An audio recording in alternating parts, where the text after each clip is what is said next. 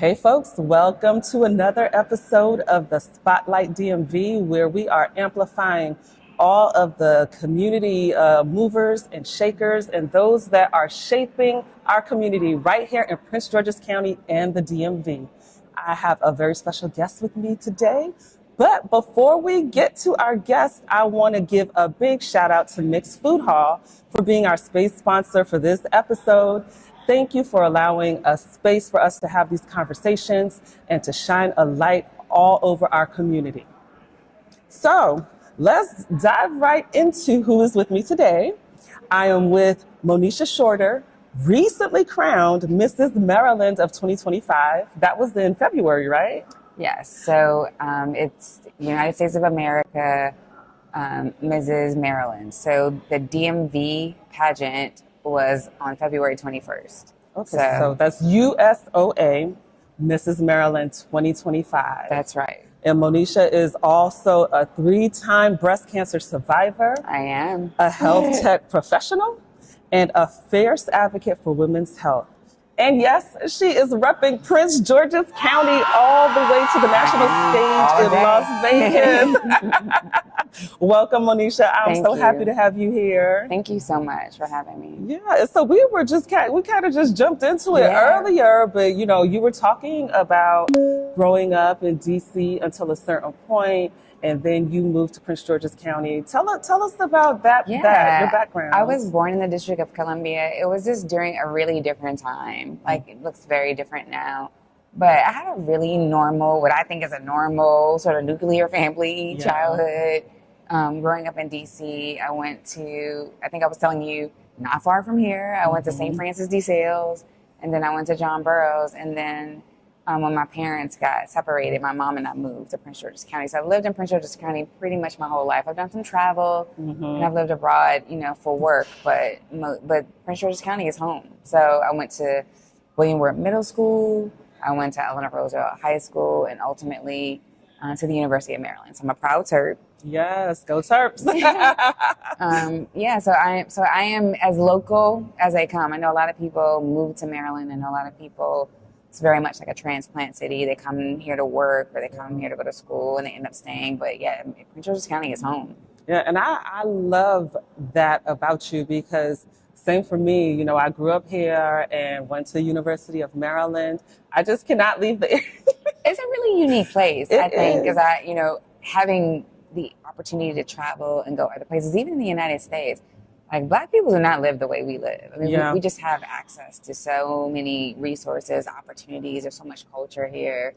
And so I'm really proud to be a part of this community. Like, I rep PG. Like, people talk about, other areas. And I think they're all great in their own right. But I do think this is a very unique place. Yeah. Certainly privileged to have grown up here and to see the Black excellence, the success here. Yeah. Absolutely.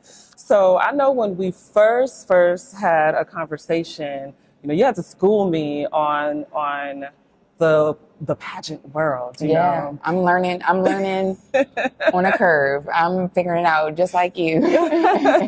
So let's talk about that, about how you got into the pageant, into the United States of America pageant. Yeah.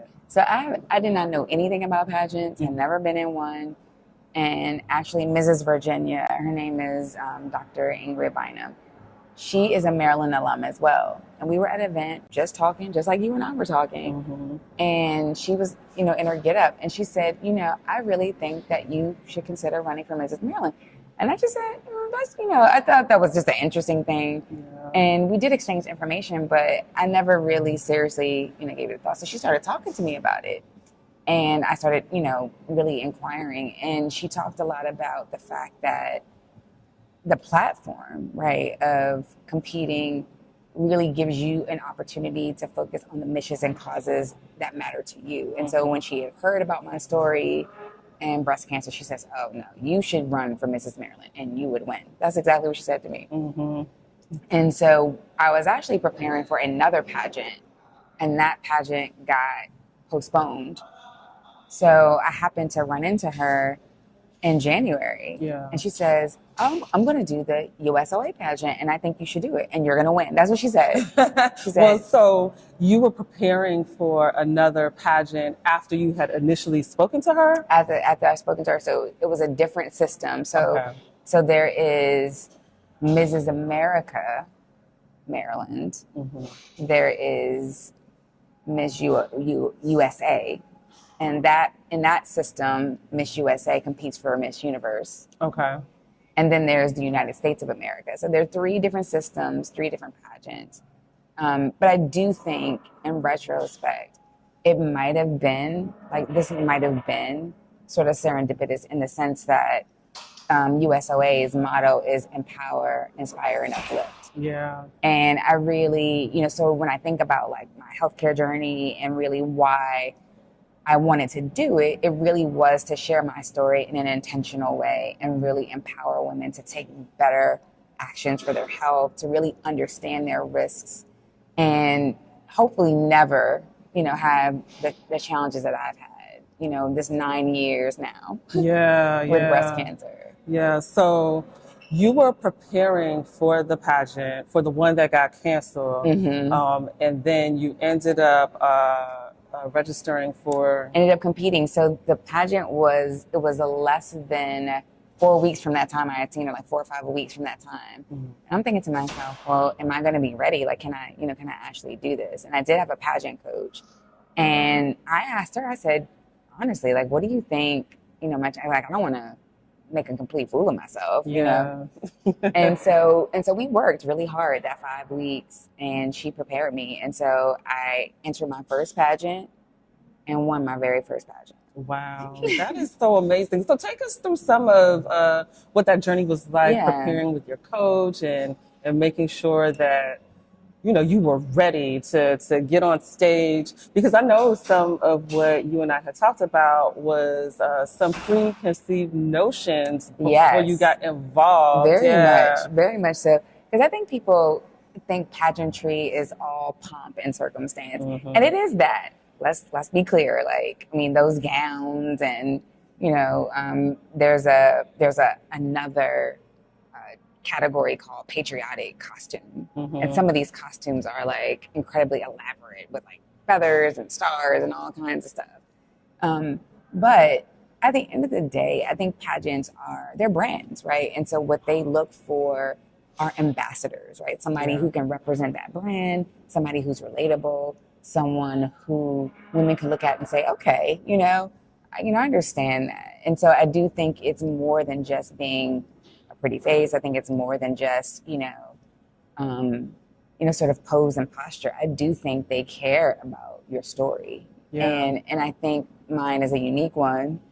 And I think some of the things that I have discovered along the way in my journey sort of really lent itself to this, because I started out honestly just being really upset. Like, how did this happen? What is going on? And really just on this personal journey of discovery to try to figure out how is it possible that I got breast cancer 3 times. I've never been sick a day in my life.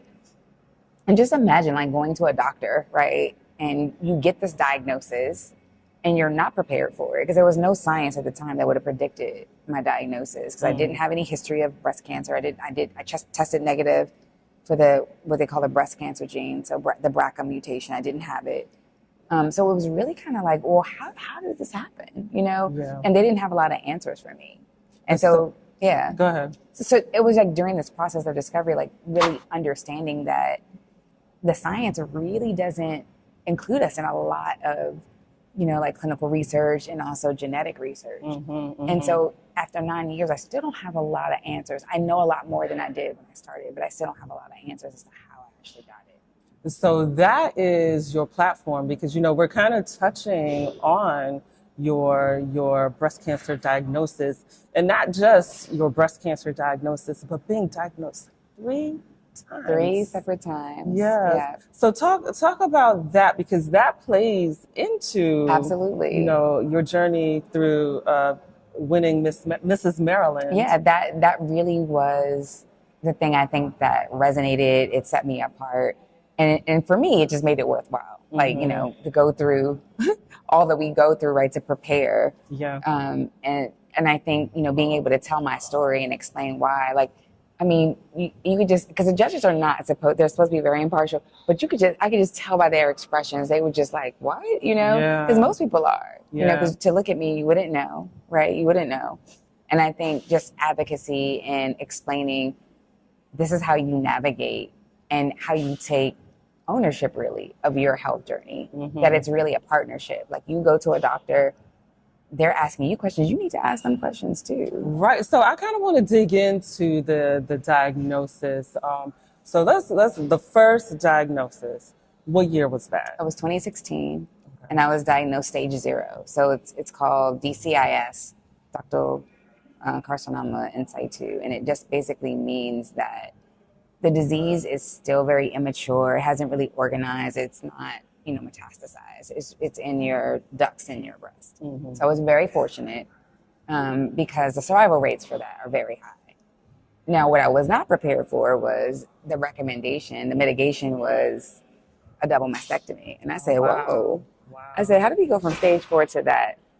And I think my surgeon was concerned that there just might be more disease that we couldn't see because it was very small. It would be, think about like trying to remove grains of sand from Jell-O. That's kind of like what they were trying to do. Yeah.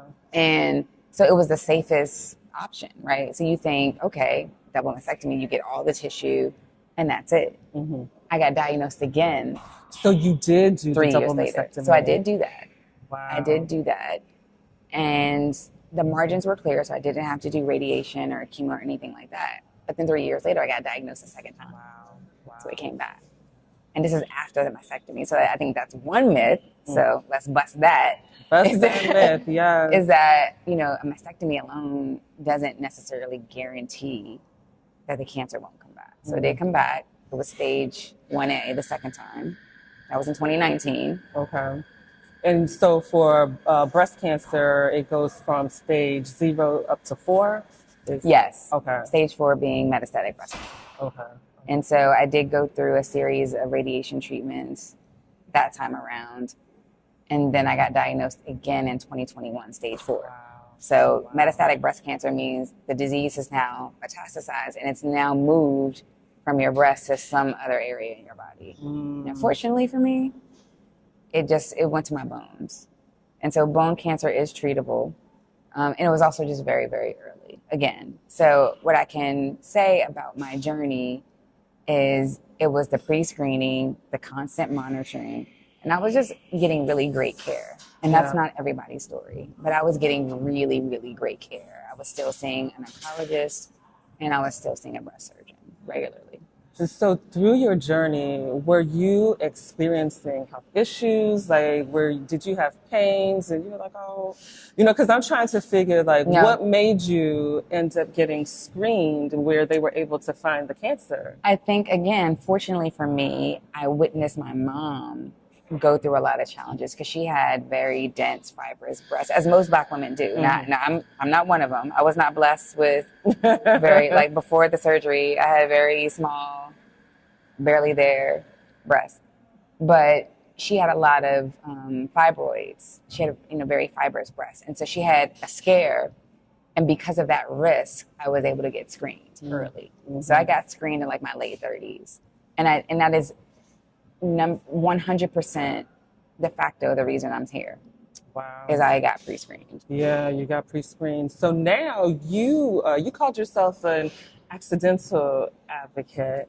Yeah, because for me, I don't know about everybody, but I'm not a person who likes to get on stage and talk about tragedy and and everybody hug and whatever. Like for me, breast cancer was going to be something that happened. It was going to be in my past, but not really a part of my story. And then it just kept happening. So I couldn't ignore it. Yeah. I couldn't just put it behind me. I was like, there's something to this.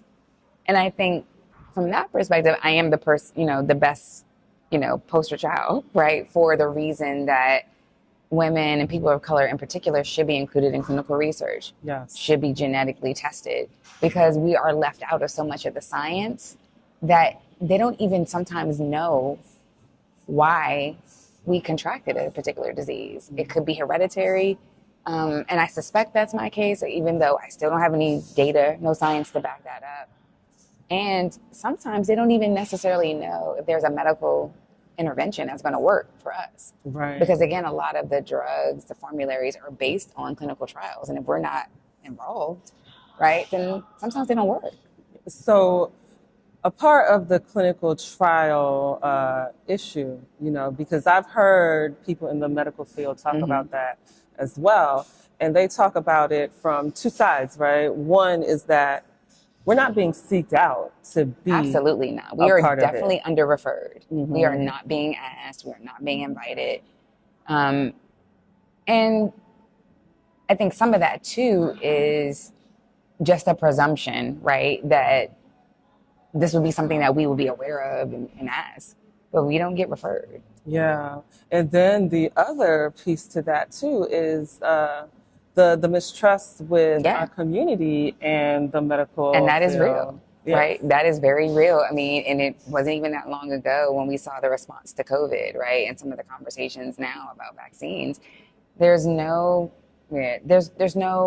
question that people in our community have a lot of reason to doubt people's motives, you know, whether or not they're going to actually get good care or they're even going to be taken seriously. Yeah. Like somebody's going to really listen and pay attention. So it is, both challenges exist. Yeah. But I do think that we have to take ownership, right, of the narrative. We have to be our own advocates and we have to, you know, learn the language, right? Understand the questions. Because there are certain things that you can say to a doctor that literally unlocks access to care. And if you don't know that, right? If you don't know the questions to ask, if you don't know the things to say, right, then you don't get access to the additional screening, all the other things. Right? Yeah, and I have a sister that is in the healthcare field, and so I use her as my advocate. That's right.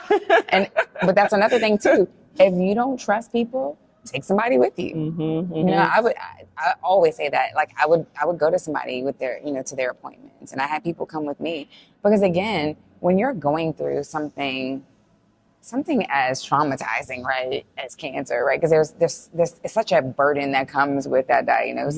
Yes. Sometimes you're not really listening. Sometimes you're not asking all the questions that you might ask, you know, because you're kind of psychologically, you know, kind of processing. You're processing, you know. So having someone there to ask questions and also to sort of, you know, maybe even be a little bit, you know, pressing with your medical professional, sometimes that's a good thing, you know, because you can be just a patient and you can have someone else advocate for you. Right. And I think that is really important because, you know, sometimes you get intimidated as well, or like you're talking about processing. There was a time in my life where I was having some chronic pain issues and I didn't know what it was stemming from.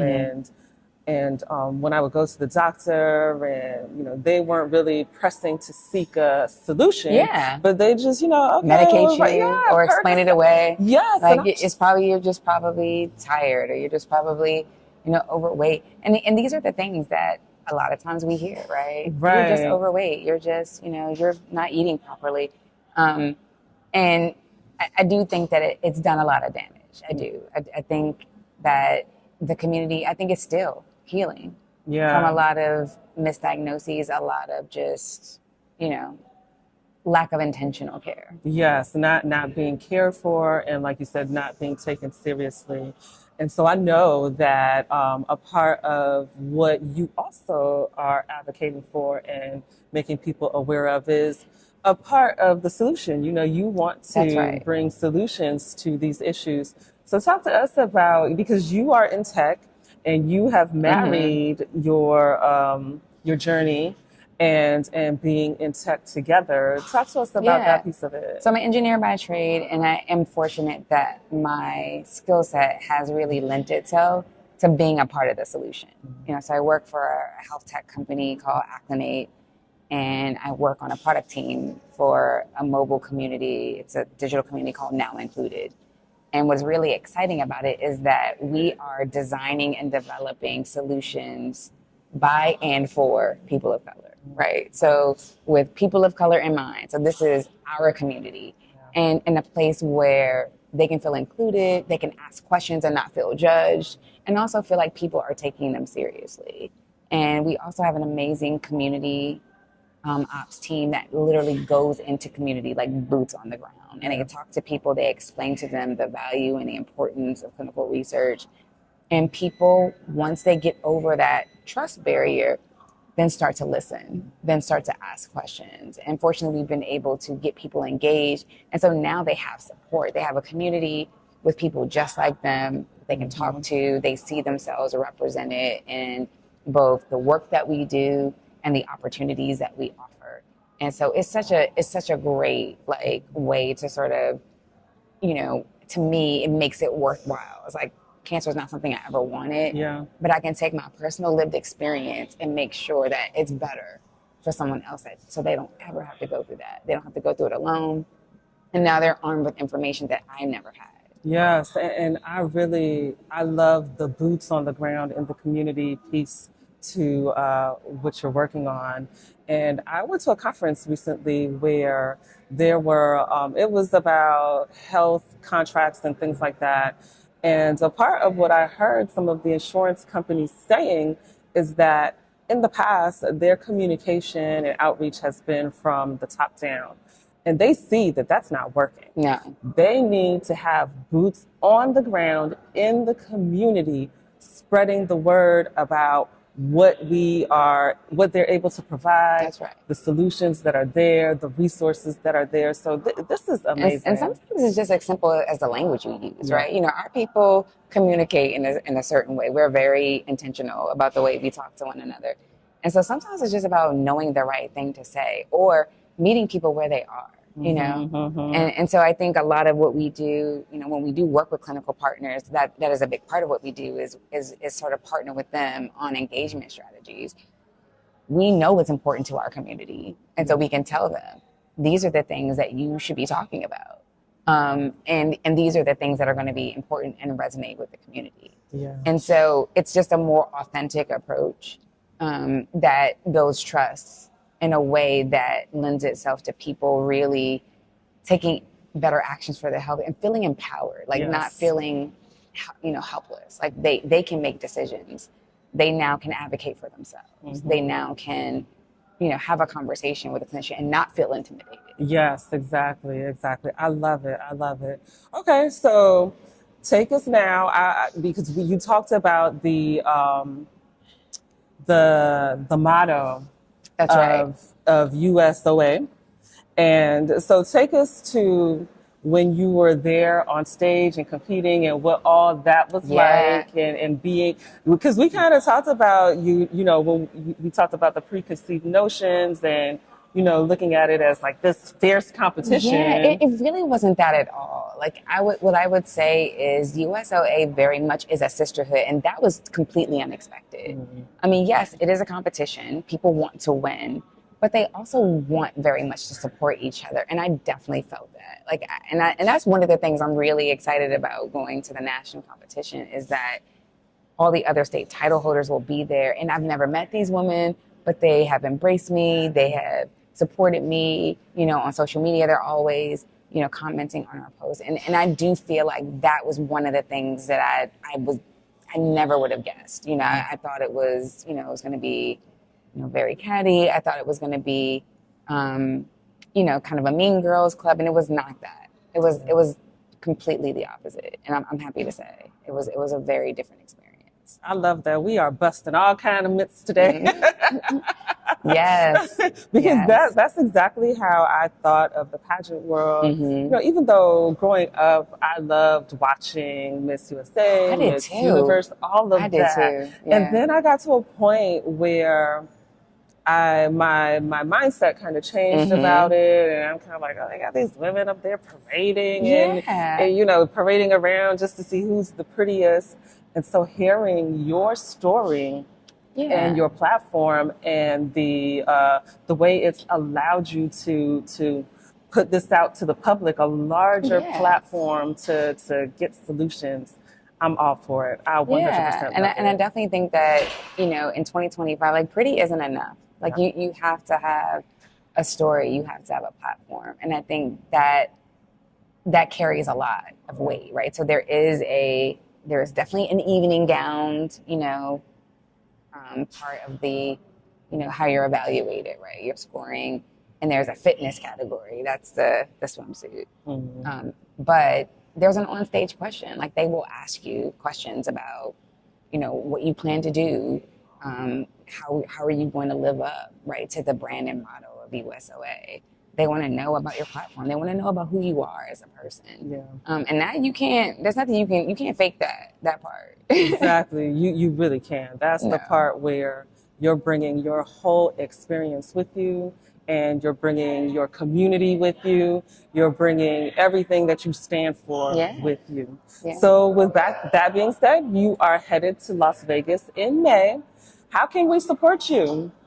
Well, the first thing you can do is, if you are on social media, and not everybody is, I get it, please follow me at USOA Mrs Maryland. So I'm going to be making a